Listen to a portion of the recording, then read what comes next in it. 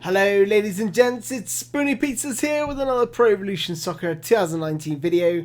Today I'm here to talk to you all about the tactics, all these menus here in the game plan menu. So I'll start off from left to right. So we'll start with the preset tactics. So basic one is change formation. So this is a good idea to identify what formation you want to play initially. We can tweak this later, which I'll show you in a little bit. But choose a base formation. So I would probably go, with Barcelona, maybe a 4-3-3. However you wanted to play it, probably like that. Once you've chosen your base formation, you can then go to this button here, Team Sheet Edit Position. Click on that, and then you can move your players by holding the X or the A, X on PS4 and A on the Xbox to move players around. So if you want to move players a little bit wider, these positions do have an effect on the game. So if you want a deeper defense, you just got to move these guys back, is what you may see when you play online, that people move them right back here. They change their positions to centre backs and all like this. You might see that quite often online. And the reason for that is to keep the reason you put these two centre backs is to keep them really central and really deep. So every single inch on here, like if I use the D-pad here, you can see I'm moving just a little bit, or I can use the left analog stick to move them around and float them around. So you can use either to position. Okay, so once you've got your base formation set up, so we've covered change formation and how to move your players manually. Next up is attacking instructions. So we've got the attacking styles, so possession, long and counter attack, the first two. So as you can see here, players look to retain possession when there's little space. Any available teammates will then provide the necessary support. So basically what happens here is when you're playing a possession game, your players will move closer to the ball carrier. So if you play into your striker, you may find your wingers coming off the wing, or midfielders coming in to support if you're playing that possession game. With the counter attack, what you'll find is when you first get the ball, you'll notice all your forwards will spring forward very, very quickly, and your midfielders as well. So if you want to play a more slower paced game, you want to build up from the back very slowly, then I go for a possession. If you want to hit people really quickly and get players forward, then go for the counter attack. They both have their pros and cons. So it's there's neither is like perfect, but it depends on what I would say is it depends on what you want to try and do. If you've been watching my Fulham career, I play a counter-attack style, and the reason for that is I've got 3 defensive midfielders, I've got 4 defenders, and 3 up front, and basically all I've got is those 3 defensive midfielders. I've set them all to anchor men, I've trained them up to be anchor men.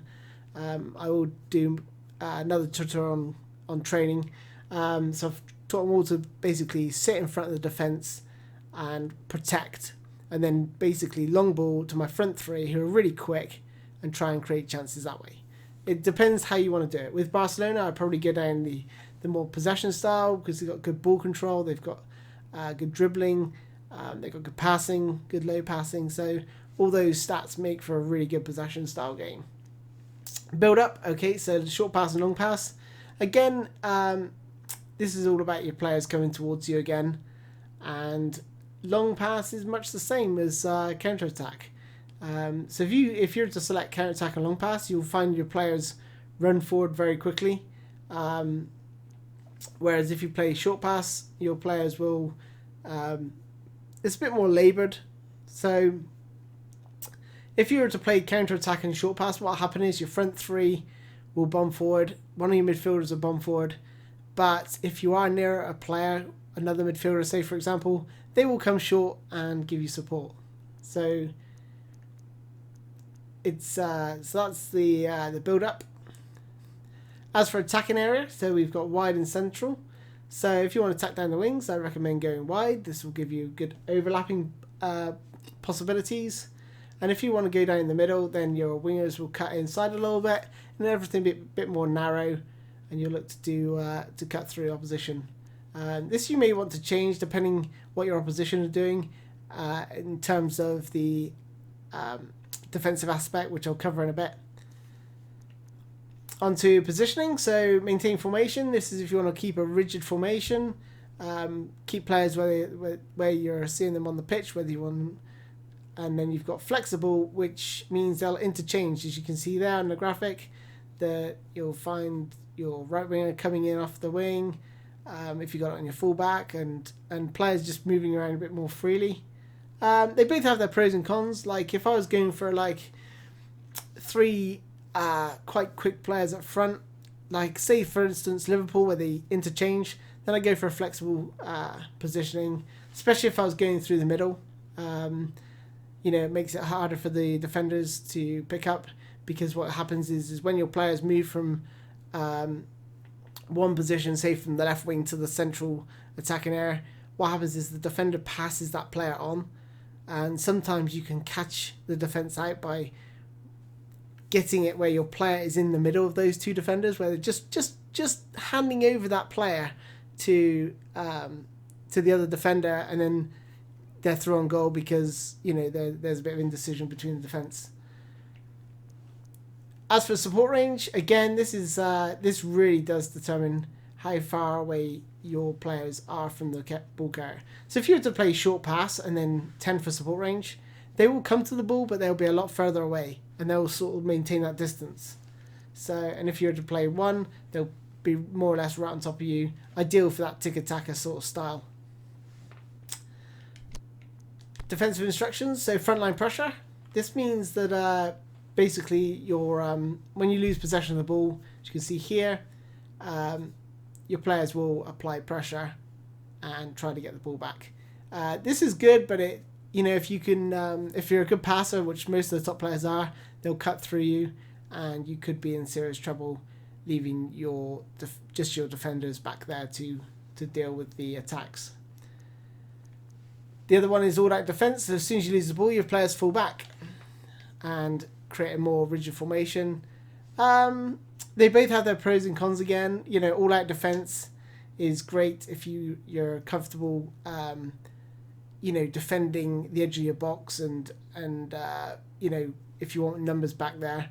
I'd recommend probably new players going for the all-out defense, whereas the frontline pressure does rely on intercepting passing lanes and sort of predicting and reading your opponent's style of play and patterns of play. So it's up to you which you choose. Now, there's a lot of discussion around containment area as to what it means. I've done some experiments and plenty of videos on this aspect of the game. So middle containment area is basically if you are facing an opponent that's playing very centrally, then go for the containment area middle. If you're playing someone who's going to attack down the wings, go for the wide containment area. Because what you'll find is with the wide containment area, your left back and the sort of central left midfielder will come across and more or less sit on the touchline. And when you play a central or middle containment area, what you'll find is the midfielders all become very compact, but you're leaving your wings exposed. Your left back will sort of be on the corner of the penalty box as they're attacking, so just take that into consideration. Analyze where your opponent's attacking, see where your weaknesses are, and you may want to change it up if you're getting attacked through the middle or down the wings. Pressuring, so we've got aggressive. So again, this determines how aggressive you press. Now what I've seen here is actually all out defense and aggressive, and this is actually quite well. This combination works quite well in terms of your players fall back, but you still get someone pressing the ball. But again, it does leave you a bit open. You're not committing everyone forward, but you are pressing the ball. But it's very easy to maneuver around if you've only got like 1 or 2 players pressing the ball. And then the other option is conservative, which is all about cutting out the passing lanes, which is probably what I'd recommend for new players if you're going down this route. Then we have the defensive line, so how deep the defensive line is. This is actually kind of broken, to be honest. It's very big. It's not broken because it doesn't work. It's broken because of the way the players behave. The players, as soon as they lose the ball, sprint back or, in numbers, and yeah, it kind of works, but it's not great. So anyway, take it into consideration when you are creating a formation. But 1 for deep defensive line and 10 for a really high line. Obviously, with a high line, you're going to push the opposition back. You can pin them back quite nicely if you use that sort of slow build up. I would recommend, if you're using a possession style game and you can really pin them back and you've got quite quick defenders, say for instance you've got Ramos and Varane back there, you got a good chance of catching most defenders, for example. So you could afford to play a high line. If they play a long ball at the top, they still got to run all the way down into goal, but it does leave you a bit exposed. Whereas 1, you're going to concede a lot of ground, especially if you've got that all-out defense and conservative style. What you're going to find there is that you're going to let the opposition onto you quite a lot. So and dominate possession possibly, and you could really get pinned back and might find it hard to get out sometimes. So if you're finding that, just switch it up and change your tactics, change it from all-out defense to aggressive and frontline pressure, and you might help you push out a little bit. And then we come to compactness. So we've got compactness 1, which means your players sort of spread out defensively. If you're getting attacked down the wings, then I recommend going for a lower compactness. And then if you're finding that people are trying to play through you, go for a more compact formation. Then on to advanced tactics. So let's start at the top. So we can turn them all off. So we've got 2 attacking and 2 defensive. So if we start from the top, false winger. So this basically means your winger will tuck in from the left or right, depending which wing they're on, and your fullback will go forward beyond them. It's not something I use all that much because I like the width. That's my personal style. But again, this can be used in multiple ways. So don't worry about how you want to use it. Just have a plan in your head of what you want to try and do with your formation. Then we have defensive, so you can designate a player to stay back. So say for instance I want Sergio Busquets not to join the attacks. I can just select him to be on defensive and he will stay back. Hug the touchline is one of my favourites from the old games, but this year, I still use it, to be honest. But obviously you can see here the central midfielders spread out, and sometimes that isn't all that tight, and I like to be a bit more central. So just be wary of that when you're playing hug the touchline. But it is a good technique if you want to get out on the wings and get crossed into the box. Then we have attacking fullbacks. Now notice how your wingers cut in, or it says they cut in. That doesn't happen all that much, to be honest. They will cut in a little bit, but not as much as the graphic here suggests. And then your defensive midfielder will actually drop back, if you've got one, into that defensive role. Or he'll sit just in front of the defense, but he will sort of slot back in there at times.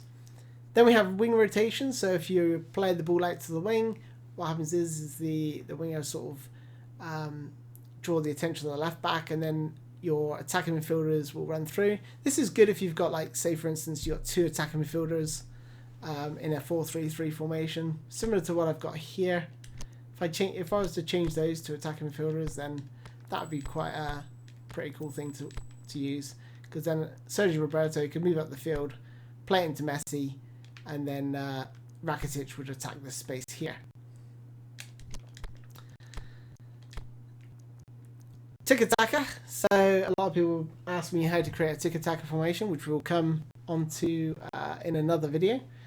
So tiki-taka, again, this sort of emphasizes the point about your players going towards the ball carrier.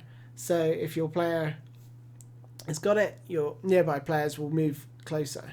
And this can actually work in conjunction with counter-attack and long ball. I know I get a lot of questions about that. And the reason for that is because whilst counter-attack makes your players spring forward faster, and long ball also helps that, any players nearby will actually come short again. So you can still play tiki-taka, but obviously if you're going to use it properly, you want to play a possession game, you want to play it you know, perhaps a flexible formation might be better. But I'll come on to that in another video. False number 9. So this basically means your striker, or if you've got a centre forward and a support striker, you'll find the support striker drops off rather than the centre forward. So take that into consideration when you're building formation. If you only have one centre forward up there and you have an SS on the wing, then it will still be that centre forward. However, like I said, if you've got two, it mainly affects the two central players. So let me just give you an example, better example on what I'm talking about. Say, for instance, we're playing 4-4-2. Just ignore the formation for the time being, and we had two strikers up here. Okay, if they're both CFs, it picks one or the other. I don't know how it chooses, but it certainly does choose one. If you were to play Messi as an SS, then he would be the designated false number 9, and he will drop back. Okay, if Messi was out here, however, it'd be Suarez that drops back. So it only seems to take into consideration players along this area here. If you're out here somewhere, they won't drop into that false 9 position. It will be that central striker. Centering targets. So basically this means that when your winger's got the ball, you'll find that a flood of players just trying to get in and head there, try and get your midfielders, your strikers, your wingers all into the box and look for that, looking to get on the end of that cross. False fullbacks is really good, again, if you want to play that tiki-taka formation. So this means your fullbacks will fall into midfield. I'll show you where they sit from this point of view. So what you'll find is they just sit about in this channel here when they're going forward, which is quite nice because then, as you can see there, if Messi had the ball, he's got Sergio Busquets, who can then play it to Rakitic, Arthur, and Malcolm if you wanted to go across the pitch. So that's pretty cool. Especially, like I say, if you're playing that tiki-taka formation and you need that support and you want to basically overwhelm people with possession, you can absolutely do that with the false fullbacks. So that's all the attacking options done and covered. Okay, like I said, you can have two of those. So you could go for, I don't know, hug the touchline and say centering targets, for example. Okay, so that means your team would play wide, but then you get players into the box. Your midfielders would go into the box. So that's so like I say, you can mix and match those as you please. Then we go to the defensive. So wing back means your left midfield and right midfielders will come back and support the defense. Very good if you want to, if you're hanging on for a lead, for example, or if you're just playing the 4-4-2 formation, because it's very, very good for that. Protecting your back line. If you're not the best at defending, I'd recommend playing 4-4-2 with a wing back formation. Then we have tight marking. I'm not a big fan of tight marking this year. You've got to make sure that your player has the tight marking, player skill. Otherwise, they'll just be left watching the ball go over their head. And especially if you've got Lindelof or someone who's an absolute nightmare for that. So if you've got good defenders, it's going to work. And if you've got bad defenders, it's just not going to work at all. So that's probably why I leave tight marking off, because I usually have terrible defenders. Then we have deep defensive line. Oh, sorry. So tight marking basically means that if I was to select Benzema, he's going to be marked by the nearest player. Then we'll have man marking, which I'll come on to later, which is totally different. So if Benzema was to float across my back line, say for instance he's near Sergio Roberto pick him up. If he then moves across a little bit, Piqué will then pick him up. If he moves across a bit more, Lenglet will be picking him up. Okay, so tight marking isn't necessarily one player attaching himself to Benzema, it's literally the nearest players. And the problem with that is if they have, say for instance you have I don't know, they're playing an SS role or flexible position, and he drags Piqué out of the defence. All of a sudden you've got a massive gap, and their midfielders will be able to exploit that if they've got any common sense. in terms of attacking. Deep defensive line is pretty much what it says it does on the tin. Your defenders all sit back nice and deep. A lot of people will use this online. The deep defensive line in combination with swarm the box. So deep defensive line means all your defense sit really deep, so you'll be protected against those long ball spammers that you may come across. Then we have swarm the box, slightly different to deep defensive line, but sometimes used in conjunction with deep defensive line. So when the opposition get just about, 20 yards from your penalty box, all your players will sort of funnel into the box and make it very, very difficult for your opposition to score very, clean goals. So if you're facing Barcelona and you've got like quite a weak team, or basically a tool physical team, then swarm the box might be quite good, because obviously Barcelona haven't got that many players who can head the ball. Obviously they get, with Suarez, they're going to have really good movement, but it is something to take into consideration depending on your opponent. If he plays like Neymar, Romario, and Messi up front, then swarm the box might be a good idea. Counter target, so this basically leaves one player up front. It also preserves their stamina. I tend to use it on the front three.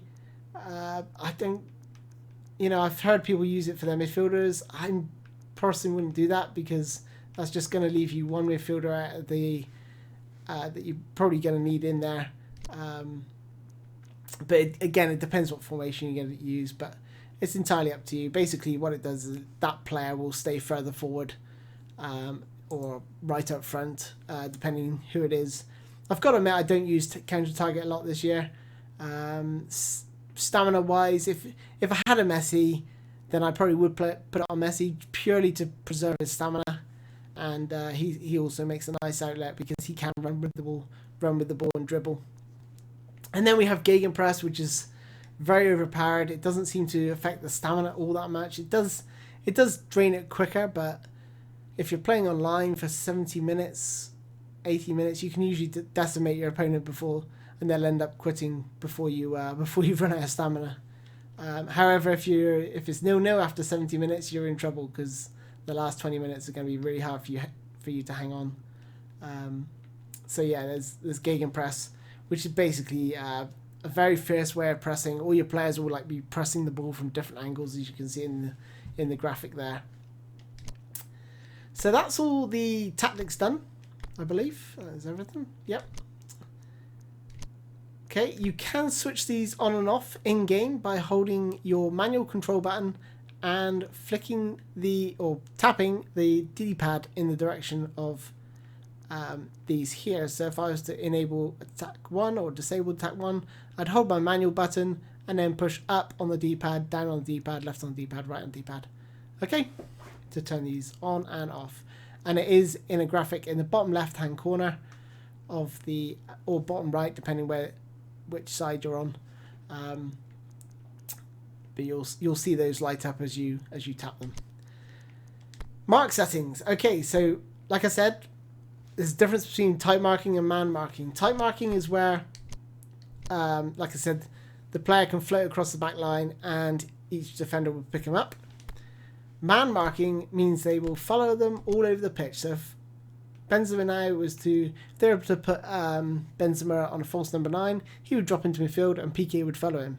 So you do have to be careful with that. And if they've got a dummy runner skill, for example, or training, he will be dragged all over the place. So it's quite useful, but it's not something I use all that much this year, as much as I did last year. Purely because they just don't seem to get tight enough for my liking. But yeah, that's man marking anyway, and that is the difference between man marking and fluid formation. So when we switch this on, if you look at the top where it says preset tactics, you can see at kickoff flashing. That's because I'm turning it on and off. So if I leave that on now, so you can see at kickoff, when in possession, and when out of possession of the ball. So what I recommend you do, if you're building a fluid formation, check out my fluid formation tutorial. basically what it does, it allows you to have multiple formations, yeah, for different parts of the game. So when you're out of possession of the ball, when you're in possession of the ball. So say for instance, I've selected without possession of the ball using the right analog stick. Okay, and then just move these into a more defensive position if I wanted to. This is entirely up to you, obviously. You don't have to copy this. This is just purely an example. Okay, so when I lose possession of the ball, everyone here is going to drop back. Now, if I flick the right analog stick to the left to move when in possession of the ball, this is where my players will move to as soon as I win the ball back. Okay, so without possession of the ball, with possession of the ball. And as you can see, there's a quite big movement for Messi. Now, he hasn't got the most amount of stamina, 76, and he's going to tire from that movement. So where you change positions like this quite severely, you will find that it will impact his stamina very, very quickly. Like probably about 60 or 70th minute, you probably have to sub him off because he's going to be really tired from tracking back all the time. So that's something to take into consideration, but fluid formation does allow very, very creative bits of play. So say for instance, let's go back to where we were here when I had possession of the ball. Now what you could do is when you get in possession of the ball, I can move Messi over here and then Malcolm over here, and what you'll see is them switch over. Okay, notice how I moved them across like this. I didn't just go, because if I do this, they're going to be exactly the same position. See? So that's why I moved them across like this. Helps when building a fluid formation. So that's within possession, out of possession of the ball. At kickoff, it doesn't really matter. I would just leave this one. I mean, you could just put this guy here if you wanted to, because a lot of players get the ball and play a long ball down the middle, and you want someone to cover or clear. So at kickoff, it really doesn't matter. It's literally your kickoff formation. So that's fluid formation. Like I said, I have got a tutorial that goes more into depth to that and how to copy the formations across. Onto the next screen, team sheet and edit position. Like I showed you, we can just move players around by holding the X or the A. Then we have player settings, so select captain. There is actually a quicker way to do this, but you can just set your captain. Ideal for team spirit, so if you're looking for your best captain, you can use this and check to see if your team spirit gets boosted. However, if you're in this screen here, you can just click the left analog stick down, L3, and that will select your captain for you. Okay. Then we have long free kick taker. Pretty self-explanatory. Free kicks from about 30 yards perhaps and beyond. Short free kick taker. Free kick taker 2, so you can set someone to join Messi in this example. Left corner kick taker, right corner kick taker, penalty kick taker. All pretty self-explanatory. Obviously you want your best player, so obviously Messi is the best there with the 99 stat. Players to join attack, this is from corners. So if you want your big man up, make sure they're selected. Okay, you can only select 3. If you select another one, they start to deselecting the other players. So just make sure you've got the players you want to go forward. So those are probably my tallest players. Probably the best in the air as well. So that's the players to join attack. Support settings. So go to simple settings is basically the duff version. I wouldn't bother touching that. Auto lineup select, so you can do it by ability, no preference, by form, and so on.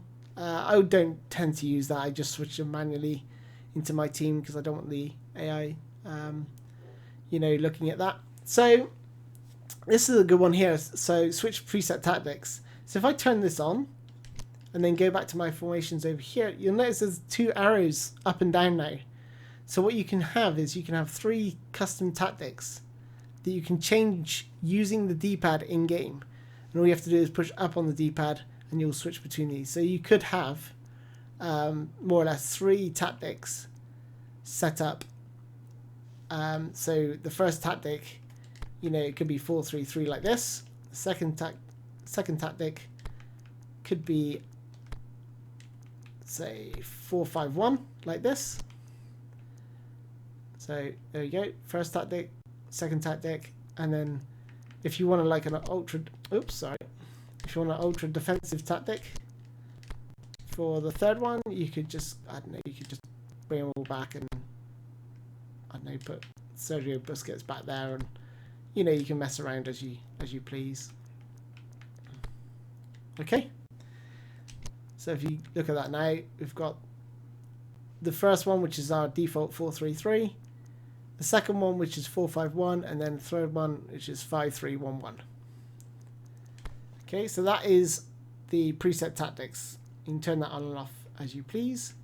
Auto change attack defense level. So when you're in the game, you can push up on the D-pad twice or down on the D-pad twice, and this will attack your change your attacking and defensive strategy. I would leave this off personally, because I mean, you can leave it on if you're new to the game and just don't want to worry about attacking and defending, and it will attack. It does have a really good AI behind this. You know, if you're losing, it will play a more attacking formation, but that will leave you to open to counter attacks. So you just got to be careful. That's why I tend to leave that off and use the attack defense strategy myself. Also, substitutions. This will replace players that are tired on your behalf. Again, I would probably leave that off. Offside trap. You can actually turn this on yourself, or you can leave it as automatic, and that leaves the AI to do it for you. However, that could leave you exposed at the wrong opportunity. So what I would do is leave this off. And if you want to activate the offside trap in game, just double tap left or right on the D-pad, depending which way you're facing, and your defensive line will move up. Again, it's a pretty risky maneuver. It's not one I use all that often. But if you're playing online, you may find some really cheesy players use it against you when you're about to take a free kick, which should be stopped really by Konami.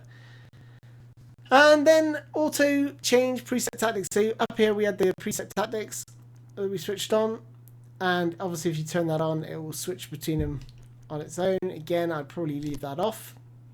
Then once you've set up your formations, last thing you want to do is have to do that again online. So you can just save and load your formation here. So you can see there, you can only save 3, and that's for every single team in the game. So you can see here I got one for Liverpool, one for Real Madrid, and one for Arsenal. So do take that into consideration when you are building formations. And that, ladies and gents, is that. I hope you found this video useful, and if you've got any questions, leave a comment below. Please subscribe if you haven't done so already. Thanks for watching, and I will catch you again in my next video. Cheers guys, bye bye.